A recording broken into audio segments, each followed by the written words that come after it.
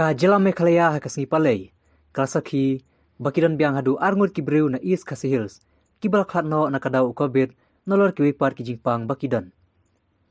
Hakan ka ju kasngi pat kiladan hadu shispa prapuhniongut kibadang yabit thamai yaute uknyang jingpang badna kine hadu shispa asapuingut kidai tana East Khasi Hills but sakaribhoi khatprangut South Garo Hills arngut West Garo Hills shipongut West Jinta Hills but West Khasi Hills marsaungut East Jinta Hills nrungut South West Garo Hills but East Garo Hills mariway.